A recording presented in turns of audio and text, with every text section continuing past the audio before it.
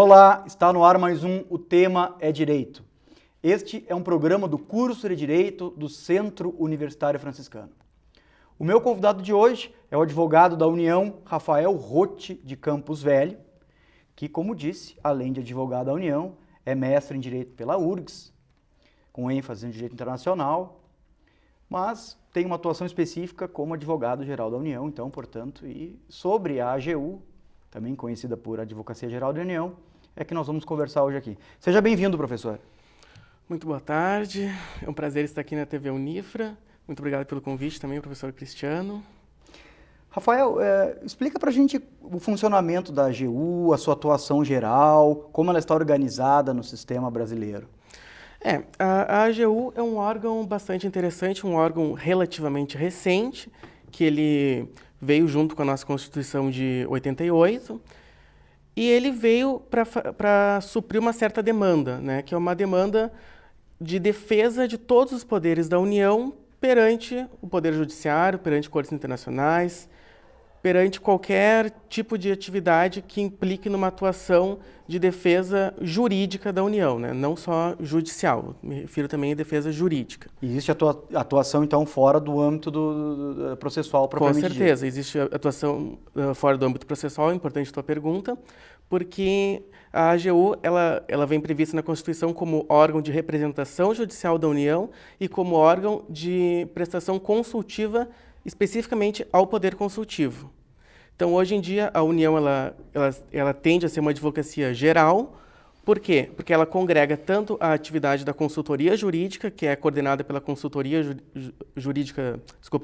Geral da União, a qual se subordinam todas as consultorias jurídicas dos ministérios e todas as consultorias jurídicas das autarquias. Por exemplo, a Procuradoria da UFSM, que tem uma procuradoria, uma autarquia aqui do nosso município, ela também deve se submeter aos precedentes da Consultoria Geral da União, criando assim uma certa uniformidade no tratamento administrativo de todas as matérias, não é? E também nós temos a Procuradoria Geral da União, que faz a defesa da União enquanto administração direta, do Exército, do Poder Judiciário, do Poder Legislativo, entre outros órgãos. A Procuradoria Federal, que faz a defesa das nossas autarquias, como o INSS, as universidades. E, por fim, a Procuradoria da Fazenda Nacional, que faz a nossa atuação em matéria especificamente tributária. Professor, me parece que essa atuação em conjunto, ou numa jurisprudência unificada, vamos denominar assim, entre os advogados da União, me parece que é uma peculiaridade bastante interessante do trabalho que vocês realizam.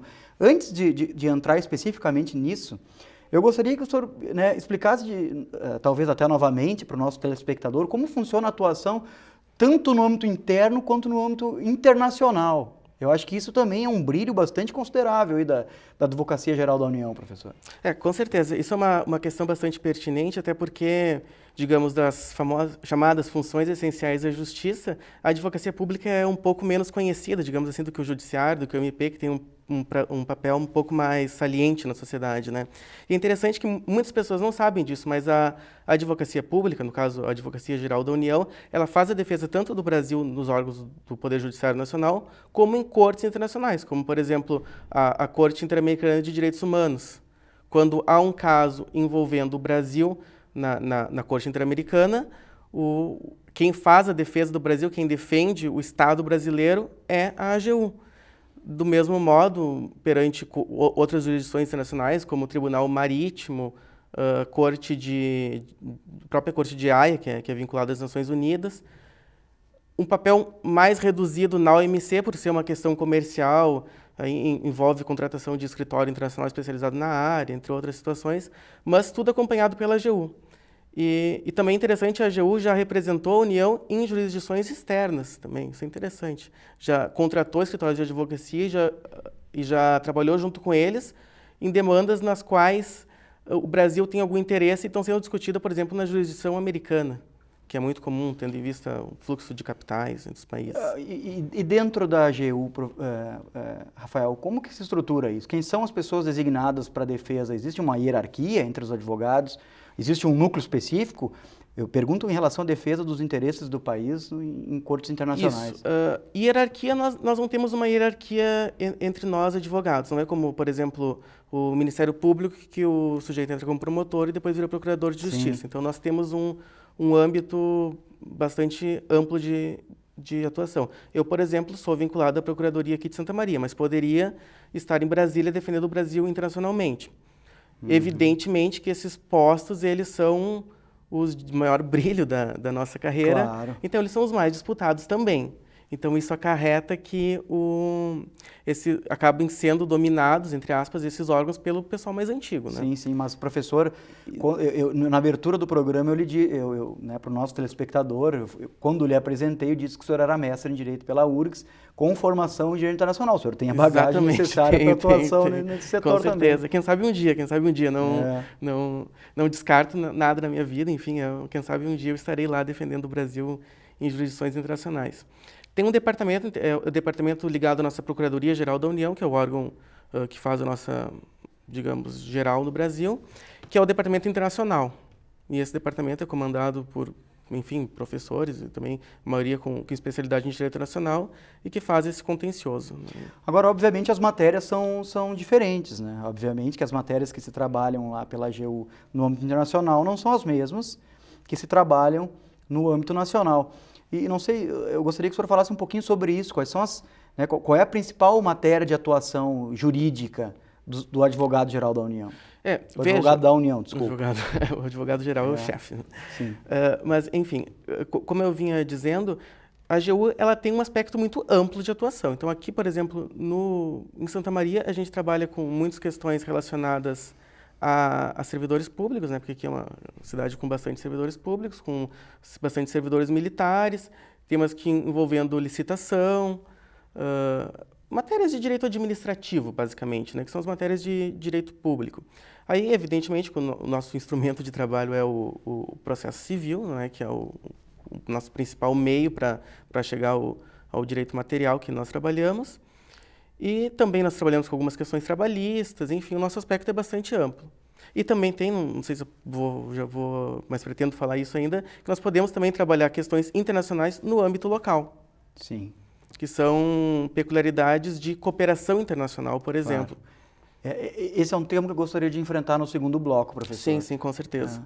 Mas assim, né, com base na sua fala, vocês devem estar muito envolvidos, inclusive, com a questão do processo eletrônico. Com certeza. Isso gerou alguma mudança na rotina, no trabalho do advogado da União, Rafael? Com certeza. Ele vem gerando muitas mudanças.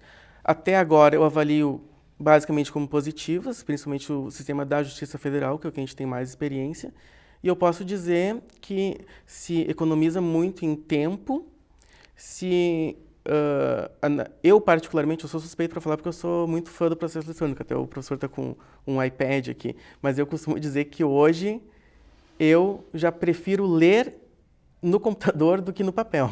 Quando eu vejo um processo de papel, chega a me dar um cansaço de eu ter que folhear todas as folhas. Ao passo que no computador eu já me concentro até melhor, por incrível que pareça. Então, essa resistência, talvez, que eu acredito que fosse a maior resistência do advogado com o processo eletrônico, era a falta do papel, né? Sim. Eu acho que isso é realmente uma questão de costume. Acho que isso acaba passando, né? Hoje, nos nossos processos, acho que em torno de 90% são eletrônicos. A Justiça Federal, desde 2010, ela não autua mais processos físicos. E claro que a gente pode ver algumas deficiências, não é, no processo eletrônico, que de vez em quando o sistema está lento, ele cai, a gente acha que perdeu alguma coisa que a gente escreveu. Tem alguns detalhes contrários, mas eu acho até por... Outra questão interessante também, as audiências hoje em dia elas estão sendo gravadas, não é? E gravadas com áudio, como o nosso programa aqui, e disponibilizadas... O áudio e vídeo, né? Áudio e vídeo, e disponibilizadas no sistema eletrônico. Então, até para o juiz fazer uma análise, ele consegue sentir melhor a testemunha através do vídeo do que de um depoimento, né? Escrito, reduzido depois num termo, torna um pouco mais dinâmico. Enfim, eu sou meio suspeito com o processo eletrônico. Né? Sim. Isso daria aso para uma outra entrevista, inclusive com foco nisso, porque vocês compõe um órgão de atuação privilegiada no ambiente do processo eletrônico, né? Então seria interessante aí, para numa outra oportunidade, a gente tratar dos prós e dos contras. Sim, com certeza. Mas hoje, assim, eu acho que é importante o senhor falar sobre qual é o papel do advogado público, né? Eu acho que isso é importante até para aqueles, me refiro aí aos estudantes inúmeros que nós temos aqui na cidade, principalmente aqui os do Centro Universitário Franciscano, que almejam chegar nessa função.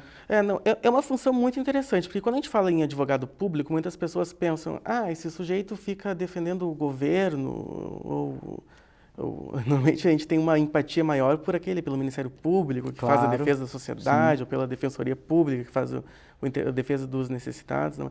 Mas se a gente analisar por outro ângulo, que é a defesa do interesse público primário, mas de certa forma do secundário, não é? Porque quem sustenta toda a máquina estatal somos nós, somos cidadãos, eu que pago meus impostos, professor, enfim, todo mundo.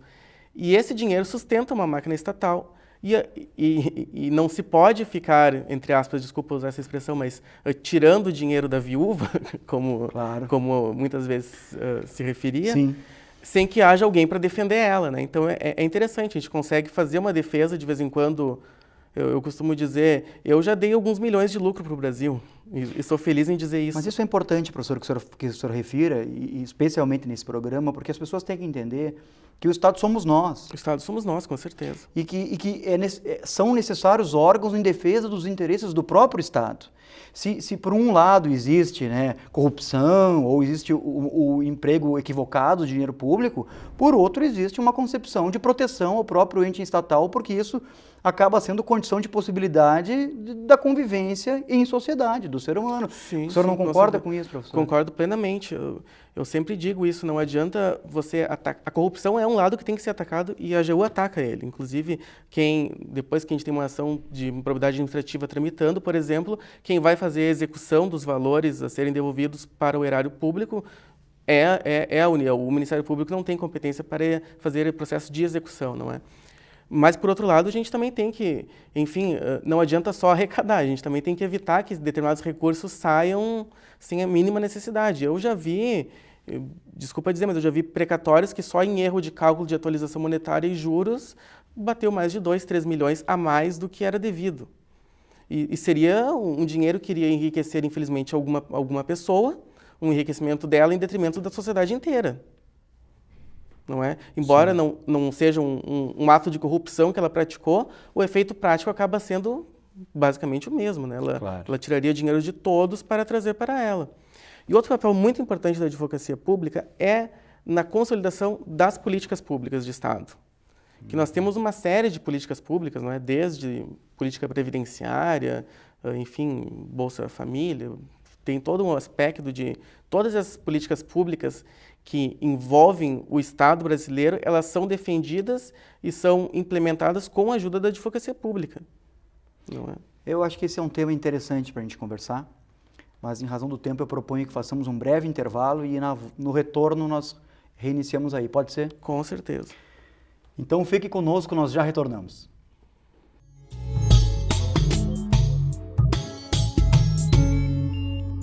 Por meio da educação, milhares de jovens colaboradores e pesquisadores compartilham suas experiências em um ambiente vivo, amparado na liberdade de pensar e criar. A comunidade universitária é um lugar em que o estudante pode desenvolver seu perfil próprio, enriquecendo assim o bem comum. Polo Nacional de Inovação por meio da Nanociência é referência em qualidade de ensino no Rio Grande do Sul. Centro Universitário Franciscano, uma universidade para suas aspirações.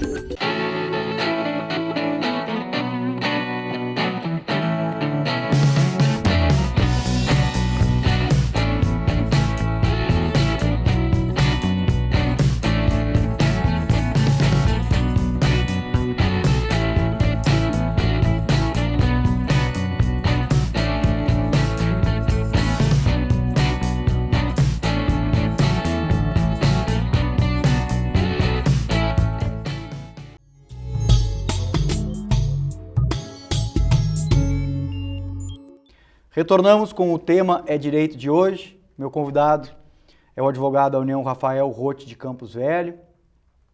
Rafael, falávamos na necessidade de preocupação, implementação das políticas públicas pela Advocacia Geral da União.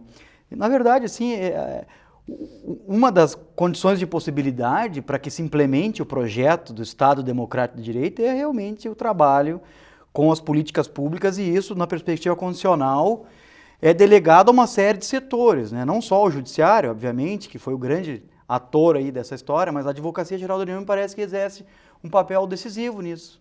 Com certeza, com certeza. As políticas públicas, claro, elas são, em tese, a maioria delas derivam de leis aprovadas pelo Legislativo e são executadas pelo Executivo, evidentemente. Muitas vezes acontecem falhas, outras vezes ocorrem omissões, muitas vezes isso acarreta a intervenção do Judiciário, não é, nas políticas públicas. Agora, aí que está um ponto interessante. Muitas vezes, quando a intervenção ela é exacerbada, exagerada, acaba complicando o próprio sistema da política pública, não é? Eu vou lhe dar um exemplo, que é algo muito corriqueiro, que é aquelas questões de medicamentos, por exemplo, que envolvem medicamentos. As pessoas entrarem na justiça pedindo medicamentos. Hoje, e eu sou parcial quando eu falo disso, não é? Que é um assunto que eu trabalho bastante. Sim. Mas hoje nós temos um núcleo especializado no Ministério da Saúde em fornecer medicamentos judiciais. A gente criou uma subestrutura dentro do Ministério da Saúde para atender a demanda judicial. Agora, incrível o fenômeno desse tipo de ação, né, Rafael? Porque realmente, assim, há 15, 20 anos atrás, essa era uma ação que praticamente inexistia na realidade brasileira. E agora, pelo que você está dizendo aí, ela, né, existe uma potencialidade incrível e a AGU tem um papel decisivo. Sim, exatamente. E, claro, isso envolve questões muito sensíveis. A gente entende, muitas vezes, a sensibilidade, o juiz está diante de um caso concreto.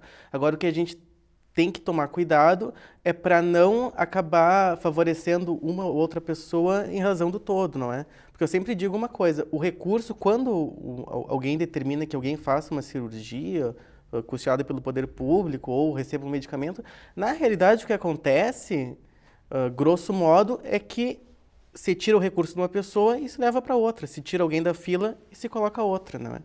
Não se tem não se cria o recurso, isso não se cria. Sim. E, Rafael, assim, te perguntaria, defender os interesses da União significa, em hipótese alguma, optar por uma defesa aqui ou acolá? Ou existe a possibilidade do advogado da União, por exemplo, se recusar a defender a União em determinado processo?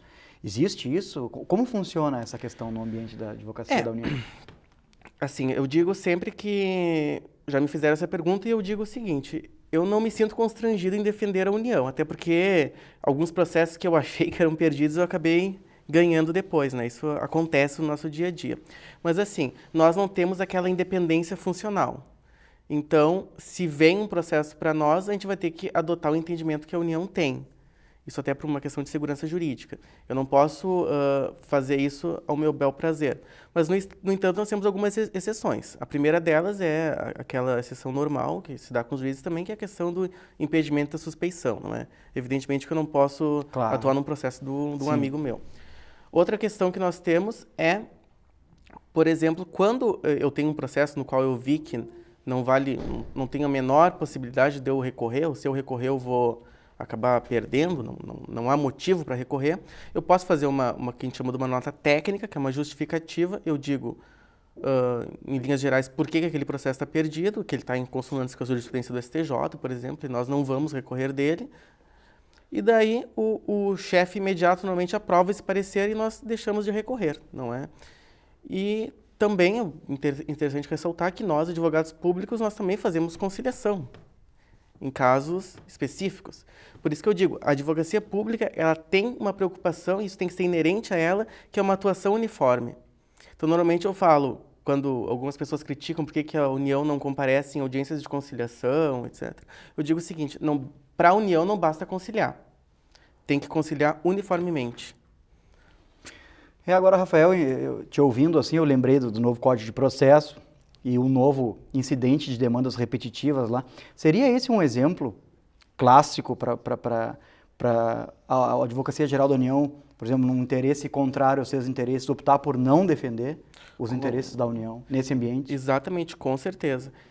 Os casos que têm repercussão geral, atualmente, né, com repercussão geral, que agora outro exemplo vai ser interessante, a demanda repetitiva, ou também a questão quando o STF edita uma súmula vinculante, todos esses casos A União normalmente faz um parecer referencial, que a gente chama, que é feito pelos órgãos centrais de Brasília, Procuradoria-Geral da União, normalmente. E daí, a partir disso aí, a gente deixa de recorrer, a gente passa eventualmente a fazer acordos, dependendo do caso, e realmente seguimos o que os tribunais superiores disseram sobre aquele assunto. Eu acho que isso é fundamental, não é? Até no âmbito administrativo alguma coisa passa a ser reconhecida também, afinal essa Agora, a essência da... É uma manifestação de respeito à própria integridade do direito aí, me parece que vocês têm uma função primordial nessa questão, né? Com certeza. Eu sempre digo, desculpa falar um pouco juridiquês aqui, mas só para o telespectador me entender. No direito a gente sempre fala que a gente não pode confundir o texto normativo com a norma, não é? O texto normativo, na realidade, é aquilo que está previsto na lei e a norma é aquilo que a gente tira, que a gente extrai do texto normativo. Então, o que ocorre é que, por mais que a lei seja aplicada a todos, inevitavelmente, por mais bem intencionados que sejam os juristas e os aplicadores da lei, nós vamos ter criação de casos diferentes em situações que deveriam ser iguais. E isso é extremamente injusto, não é? Nós temos que combater isso. E a Advocacia Geral da União tem um papel primordial nisso aí, que é tentar defender as demandas da mesma forma, propor acordos idênticos a quem está em situação idêntica, tudo dentro uniformemente, no âmbito consultivo também. A gente não pode ter que a Procuradoria-Geral de uma universidade aqui de Santa Maria decida de uma forma diferente de uma universidade de Porto Alegre, uma universidade pública, uma universidade... Agora, isso me remete a até um outro questionamento, se tu me permitires. Existe uma necessidade de coesão no trabalho que vocês realizam. Dentro da estrutura da Advocacia Geral da União, vocês têm uma espécie de unificação da jurisprudência de vocês aí. Funciona mais ou menos por aí a atuação do advogado da União? Funciona bem por aí.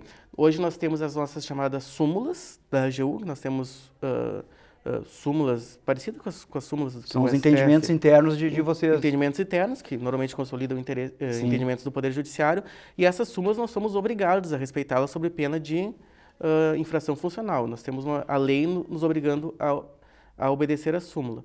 E, por outro lado, nós também temos pareceres referenciais, notas técnicas que se fazem, que não têm essa força vinculante, não vão acarretar uma responsabilização funcional do advogado público, mas, por outro lado, o advogado deve respeitar esses entendimentos, e é o que nós temos feito, não é? Eu sempre digo, também, nem a União vale a pena recorrer em determinados casos, e nem a mim, que vou... Cada acordo que eu faço é um processo a menos, não é? Agora, essas súmulas, pareceres e orientações, na verdade, elas compõem aí um sistema bastante interessante, né? Que gera uma espécie de coerência no trabalho que vocês realizam ali. Talvez o principal, né, a principal missão desses elementos seja justamente essa. Exatamente, é bem interessante. Até tem colegas advogados da União que trabalham só fazendo pareceres referenciais, tentando unificar o nosso entendimento. Isso, nas nossas reuniões, tem sido bastante constante, a leitura de que a nossa atuação uniforme é uma das nossas principais motes, um dos nossos principais motes atuais. Claro que não é perfeito ainda, né, mas a gente trabalha para ajustar esse sistema. Rafael, eu não poderia deixar de comentar contigo sobre a instituição do novo Código de Processo, considerando, inclusive, que você me disse que a atuação da Advocacia Geral da União se circunscreve e muito com o processo civil, né, no âmbito do processo civil. E aí eu lembro aqui agora que, lá no início do novo Código, existe um capítulo específico sobre a questão da cooperação internacional. Me parece que esse é um trabalho bastante importante aí, gerido pela Advocacia Geral da União também, é verdade? Exatamente. Eu até agradeço a pergunta, porque é um tema que eu sempre gostei muito de trabalhar, que é a questão... Fiquei muito feliz até que incluíram no Código de Processo Civil novo a questão do auxílio direto, da cooperação internacional. É interessante, eu vou dar só um exemplo para as pessoas terem noção de como isso funciona, não é? Nós temos, por exemplo, a Convenção de Haia, que é uma convenção que executa uma das formas de auxílio direto, sobre sequestro internacional de crianças, que ocorre quando uma criança é subtraída ilegalmente de outro país. Por exemplo, um filho mora com uma mãe brasileira e um pai americano nos Estados Unidos, tem um acordo de guarda lá, uma guarda compartilhada, guarda com o pai. De qualquer forma, a mãe não poderia trazer a criança para o Brasil e não e não devolver ou não justificar o pai e proibir que o pai viesse para cá ver ela. Isso ela não poderia fazer. Então, o que acontece? O americano vai demandar o que a gente chama de autoridade central dos Estados Unidos, que não é um órgão administrativo lá. Essa autoridade central faz um contato com a nossa autoridade central brasileira, que no caso é a Secretaria de Direitos Humanos da Presidência da República, e essa autoridade central brasileira, por meio da Advocacia Geral da União, que é o órgão de representação da União, vai ajuizar uma ação buscando, eventualmente, promover um acordo entre os pais ou levar de volta a criança para os Estados Unidos para que lá seja definida a questão da guarda, porque foi uma subtração ilegal. E isso ocorre da mesma forma. Não pensem que só o Brasil serve aos outros. O Brasil é servido, e eu digo mais, o Brasil é muito bem servido porque o Brasil já tirou muito proveito desse tipo de acordo. Não é que no Brasil também a nossa autoridade central pode ser demandada e ela vai contatar outra autoridade que vai fazer com que a criança retorne para o Brasil. Agora, é importante a previsão do auxílio direto no novo Código, né? Que significa também que isso não fica limitado a questões meramente comunicacionais. Não é só um pedido de informações. Existe uma atuação coercitiva aí nesse processo de produção de prova. Sim, com certeza. Produção de prova, sequestro de bens, no caso. Medidas cautelares. Produção de provas que a gente já falou, mas é interessante destacar busca e apreensão, não é? Que é algo que enseja uma força coercitiva maior e que realmente a gente, nesse âmbito do auxílio direto, a gente consegue ir muito mais longe do que aquele caminho tortuoso da carta rogatória para ouvir alguém no exterior, algo que demorava 10 anos para voltar. Esse é um tema muito importante, Rafael. Assim, eu gostaria já de deixar o convite aqui para uma nova oportunidade, quem sabe depois da entrada em vigência do Código, a gente poder conversar sobre isso. Com certeza vai ser um prazer. E em nome da TV Unifra, em nome do programa e do curso de Direito, eu gostaria então de agradecer a tua presença, dizer que estamos de portas abertas e fica então, como disse, o convite para outras oportunidades. Tá certo, muito obrigado ao telespectador, ao professor, prazer estar aqui também. A você que está em casa, fique ligado nos próximos programas da TV Unifra e obrigado pela sua audiência. Até a próxima!